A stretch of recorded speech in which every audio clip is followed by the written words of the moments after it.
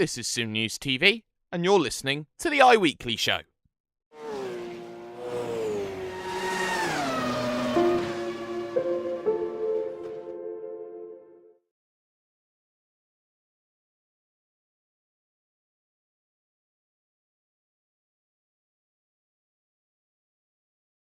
Welcome to the iWeekly show, the premier place for news, headlines, and analysis on all things iRacing, the premier online racing simulator. I am your host, as always, Mr. Hashtag Do You Mind himself, Jake Sparey, bringing you the rundown on all things iRacing for the next half an hour. Make sure that you like this video, subscribe, share it wherever you can, be it you watching on YouTube, be it you watching on iTunes or wherever that this is being put out. Make sure that you show your support. And for a week which was busy in volume of broadcasts, there was still so much action and so much controversy up and down iRacing this week. And we have to start with the VLN round 6 of the championship. And you all thought that it was going to be very straightforward at the front of the field for Vendaval Sim Racing. But oh how Sim Racing does not want Vendaval to win at the moment. They get taken out of the lead at the 6 hours of the Glen. They just get a horrible dose of luck wherever they go. And then here, with 4 corners to go, Robin Esterson's internet decides to disconnect. And the greatest robbery in sim racing takes place, giving Torsen Motorsports an overall victory in the GT3 category. It's something that you can't write a script for. I don't think I've ever seen, with 4 corners to go, at the Nürburgring no less, after 4 hours, a vehicle disconnect from the server through technical issues. And before everyone goes off, no, Pure weren't racing in this race. No, Vendaval weren't rivals for the titles. No, there is no reason to say it's a DDoS or anything like that. This was pure internet decides it doesn't like working. And you can't account for it. It's a robbery. And I think Vendaval are probably the team that I would say that least deserves it, because they've put in the most, well, some of the most work between them and Core Sim Racing between last year and this year. You look at Vendaval and they are now starting to become a really important team. They were second at the 24 hours of the Nürburgring. They did have that that Bathurst 12-hour race, which they did very well in February. But it's been a case of nearly being there for Vendaval Sim Racing, and it doesn't happen. And it was secured. They were looking to do the photo grandstand finish, and yet internet goes, Torsen Motorsports takes the victory, and everything looks like a massive, massive shock. And take no credit away from Thibaut Vernis and Torsen Motorsports. French sim racing is at the strongest point it has ever been in GT3 racing. You had also the likes of Real Championship doing well, getting second in the Porsches. So French sim racing is doing a good job. Granted, it was a gift here today, but Torsen Motorsports, it just goes to prove at the VLN, it is never over until the final corner is turned and you're over that start-finish line, because, oh my goodness me, there will never be a moment like that in sim racing again, where so late in the race a disconnection issue happens, basically. And with the way that iRacing works, it was bound to happen at some stage, but that was the time it happened, and it happened to arguably the least deserving people in that race. But it's more than just GT3s. It's more than just GT3s in the VLN. We had a fantastic story developing as well in the Porsche 911 category. real championship, had the lead, had to go for a splash and dash at the end between Joao Caroni and Dimitri Damatos. And we had ourselves a really interesting finale. Evolution Racing Team with Blake Neck closing down hand over fist against the driver of Aldo Massa for Pro Drive Shop. And Massa, feeling the pressure, knowing that he was going to have to play defensive on the final lap, ends up binning it with 2 to go in a move strategic-wise, which I don't necessarily agree with. Going on one set of tyres for the entirety of the event takes balls. I think it does take balls to do that. You have to be very sure that the tyres are not going to die a death, which they very nearly didn't. But by the same point, Massa didn't lose because his tyres went off.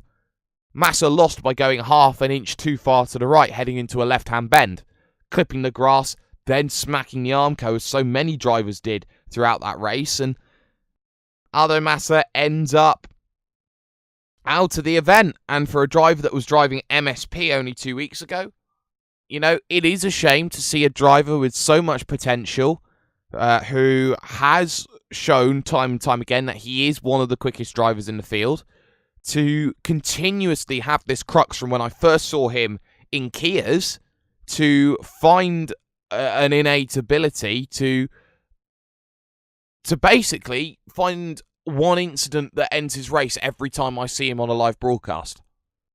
And that's the thing that Aldo Massa has to get right in his game. He's got to sort that consistency out, because he does have the ability to be part of a big team in the future.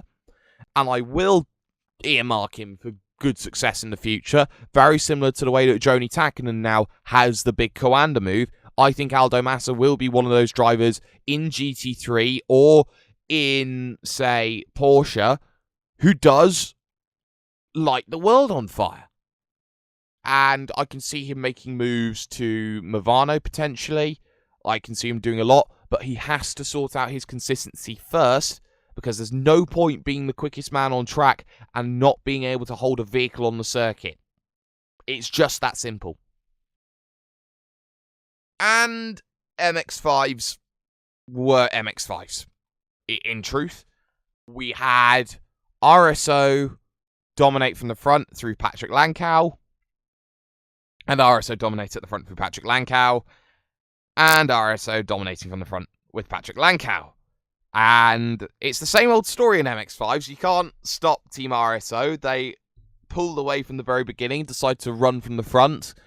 Nobody came close to Lankow. Erlicott ran into issues, being the driver that is the one that gets unlucky and involved. But even though that happened, he still managed to pull out a top 5 from it.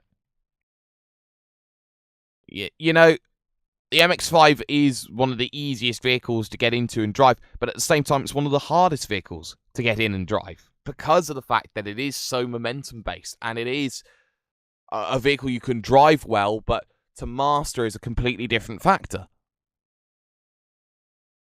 I honestly think that any team that was trying, Berlin Sunsport really had a big effort at it, didn't work because Bastian Salmon got hit.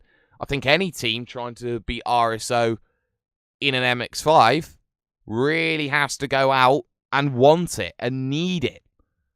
And a couple of tenths of a second a lap will certainly go to help them, but RSO are doing it better than anyone else. And I'll say it again and again and again and again, RSO have mastered the MX-5 better than anyone else in sim racing right now. So if you can beat them on their turf, it does take a very special driver to make sure that happens.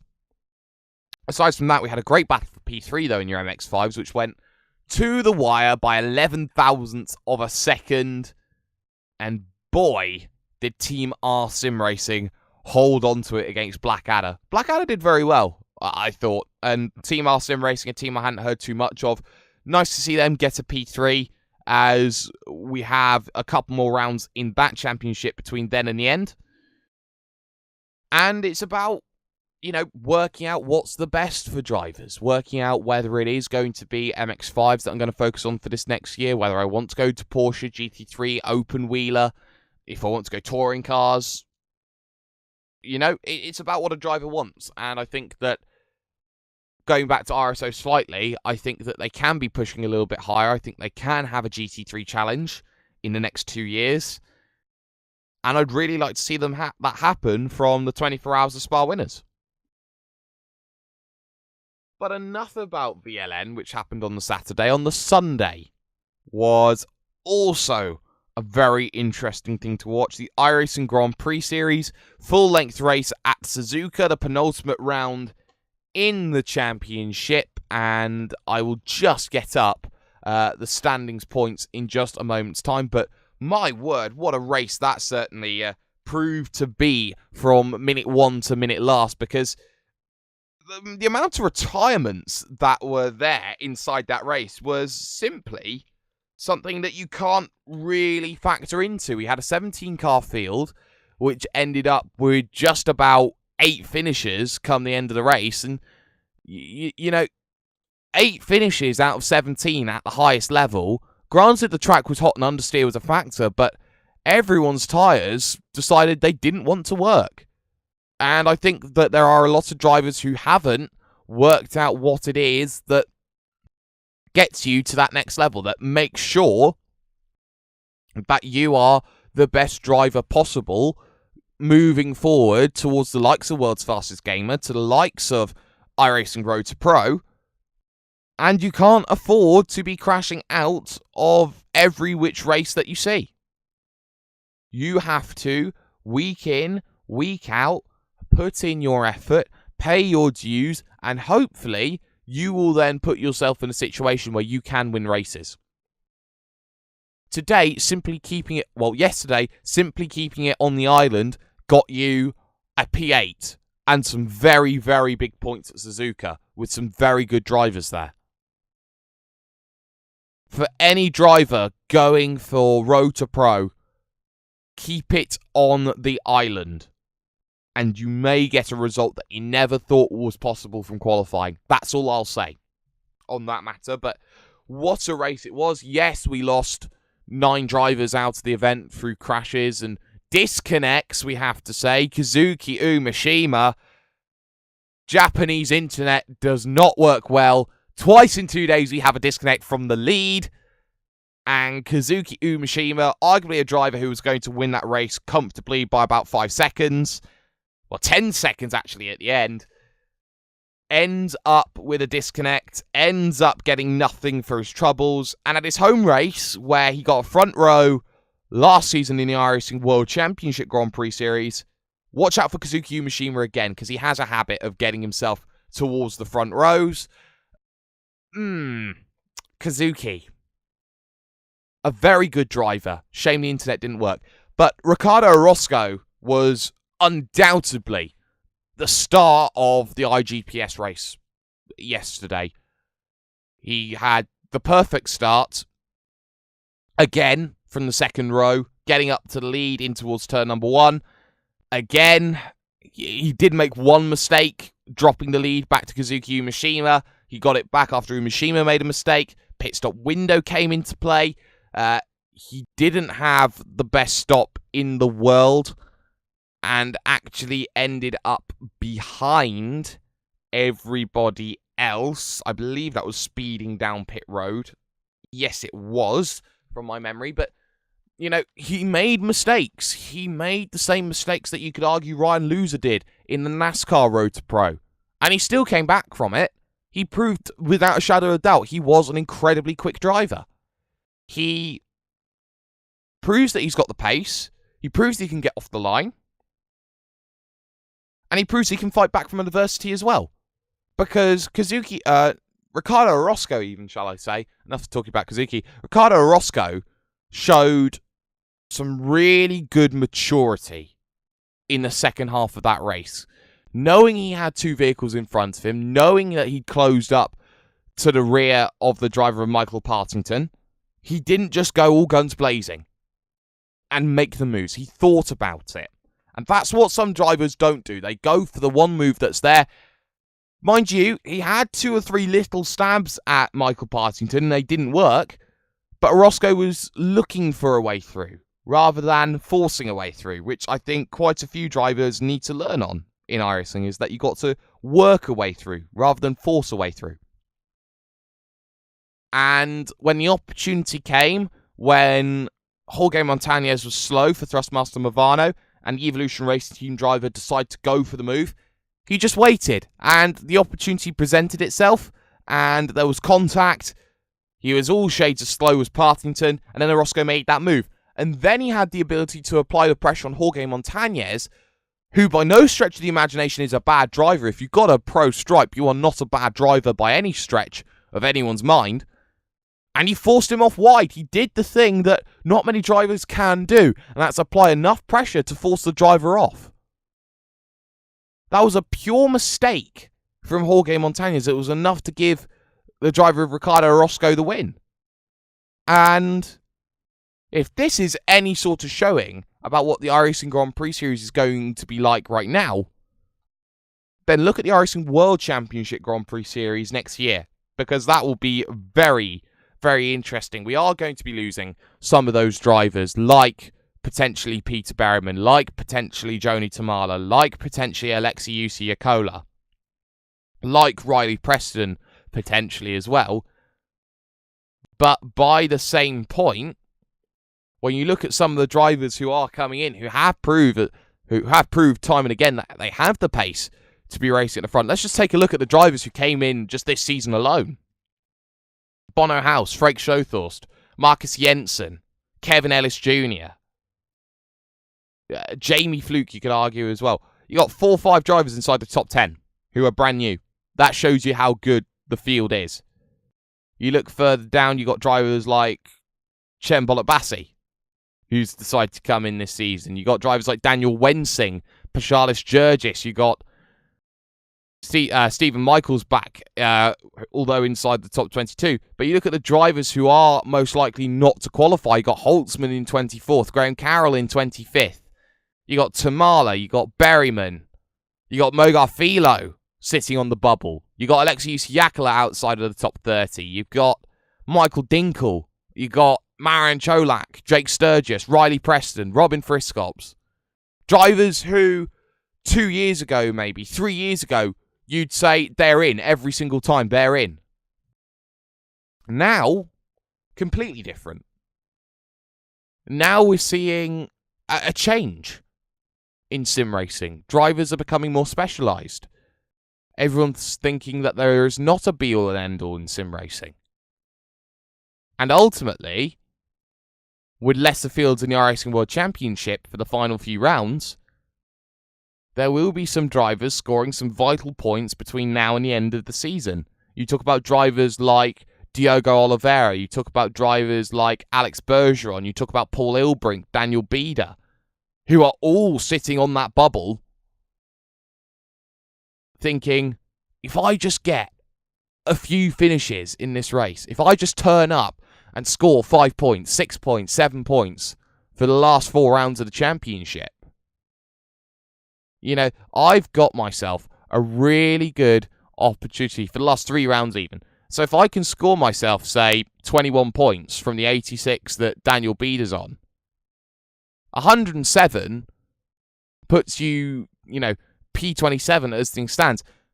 There is also the difference of drivers will try and come in. You got drivers like Victor Preto trying to start a few more races, Fabrizio Gobbi trying to start a couple more races, Ferenc Kern in there as well. There are drivers who are towards the rear of the field who will pick up points and who will get in, where drivers who have maybe given up this season, Carroll's only had 5 races, Holtzman 6, Tamala 6, Berryman 4.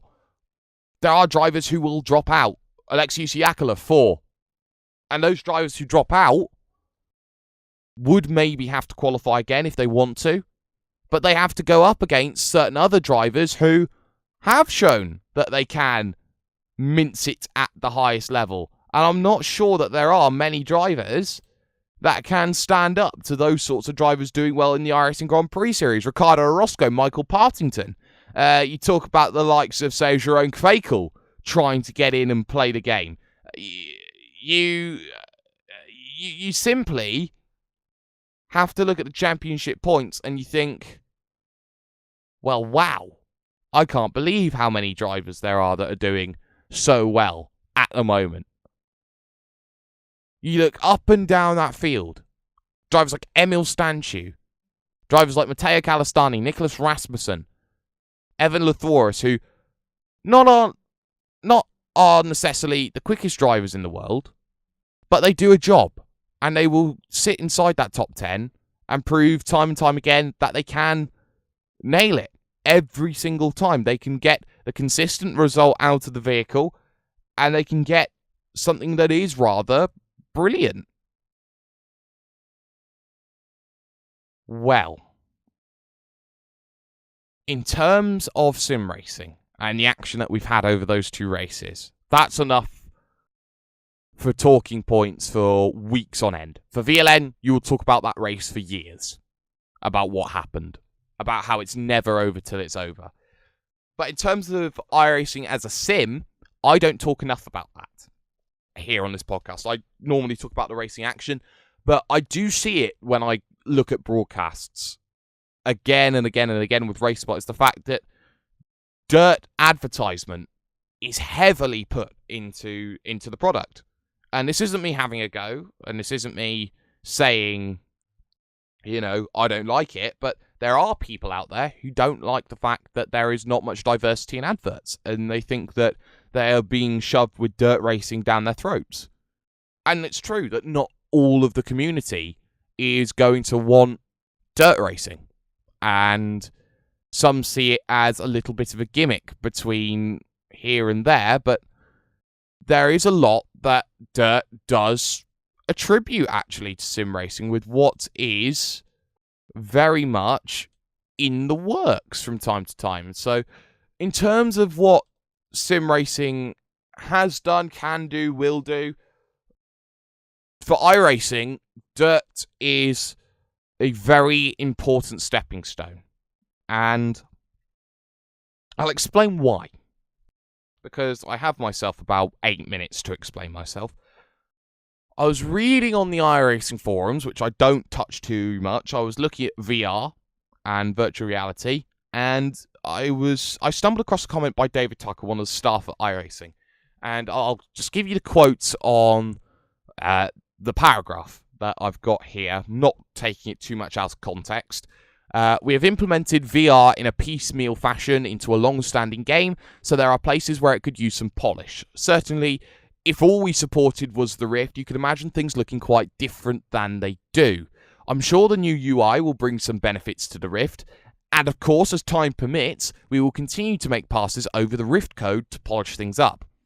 Do keep in mind that Sean is in charge of day-night transitions and rain, amongst other things, so do you want more Rift features or all the other items on your wish list? Not to say that you get either of these anytime soon. Now, this seems pretty disjunct from my comments on dirt, but this is where I can officially say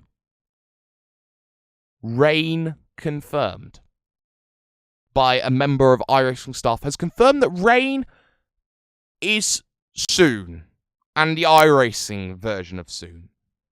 And this is all not possible without dirt. Because what dirt's done is it's changed a few ways that iRacing has to work with their physics. You have the likes of dirt being slung up onto the shelf, and the difference in grip levels from what is a very slick groove to what is a built-up dirt circuit out on the shelf. And that will come into play when Rallycross gets released. Rallycross has been confirmed. And with Rallycross coming along, that also deals with the up and downy physics, with what I've seen of a small leak release of, I believe it was Daytona. They were trying to build a Rallycross track into the middle of. But that will sort out some of the up and down physics. Everything has a reason to be built into one thing, into another. But The reason why dirt is so important comes down to what I'm going to speculate they bring in next. This is not what is confirmed. This is me thinking about what possibly could come next. And some people in the dirt community have been asking for heats with their dirt racing. And I can see heats coming into iRacing across all forms, because when it comes to Rallycross and releasing it, you are not going to put 20 Rallycross vehicles on the same piece of real estate to race against each other. The maximum that you get in any Rallycross race is probably 6, maybe 8, possibly 10. And especially at the highest level, where you have the X Games gold medalist Mitchell de Jong doing Rallycross this year, you get drivers like Petter Solberg and Scott Speed, who are now a big part of Rallycross. You feel that you're not going to be able to make it authentic unless you start implementing heats into your official races. And I think that that will also come back into dirt and into dirt oval.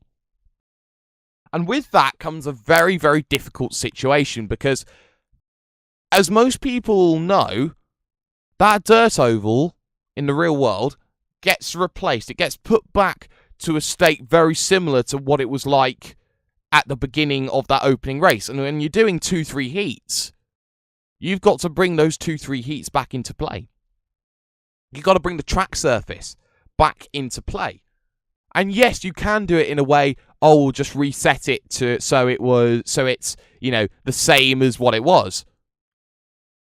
But in the real world, you have to wet that dirt to make sure that it all compacts and it gets back into play so that you can drive around 2, 3, 4 heats and a final.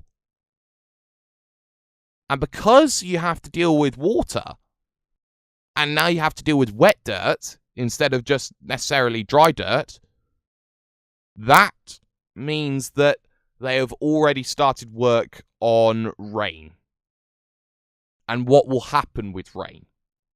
And now you speculate with rain what is going to happen, because rain will become very interesting with iRacing and could potentially change the game. No sim, no arcade in the world has done rain right. R-Factor's not done it right. Formula One's not done it right. Rain is almost impossible to do right, because there's different consistencies in how much rain hits at any one time. There's the percentage chance of rain during an event. There's how heavy it goes from one period to another period, how much it rains at one part of the track compared to another part of the track. There's so many variables that come into play. But for rain, it does make a lot of difference for iRacing, and it all has to come back from dirt, because with rain, some of the things that you think about with rain is, where does it rain in certain areas of the track? You think about the drying line that happens, and that can work very well with the dynamic track that iRacing already has implemented, where a drying line can be affected physically by the amount of vehicles going across a certain point on a circuit, however many times at however much speed. And also at the same time, they would then have to implement wet weather tyres to all models of vehicle. And by doing that, you then introduce a wet tyre and an intermediate tyre at the highest level of iRacing. You then implement different tyre compounds at the highest level of iRacing, which has been screamed for by those at the top to have a second compound. To have a soft tyre or a hard tyre, or a super soft or an ultra soft, or 3 tyre compounds. iRacing are on that path. It will take time. It will take a lot of time. But couple it with day-night, and how day-night is going to have basically transitional weather, you could argue, in the sense of time transition, that shadows will move. Maybe they can work that in the same way with their rain program and have the clouds move and rain work on one part of a track compared to another. They've got a Nordschleifer. It doesn't rain on all of the Nordschleifer. It rains on parts of the Nordschleifer to make your life very, very difficult. And I think the future for iRacing is very bright. After just one post on the iRacing forum, which certainly does say that they are working on rain. They're working on rain. They're working on day-night transitions. You have to think that maybe there's a damage model being worked on as well. They're working on rallycross. And all of this does not happen unless dirt is a thing. And on that note, Tuesdays at 6 we try and release for you. We look to try and make sure it all works out. If you want any questions answered, message me at Jake_Sparey on Twitter or at iWeeklySN. Make sure you subscribe, like, share, what have you. I have been #DoYouMind Jake Sparey, and this was the iWeekly Show.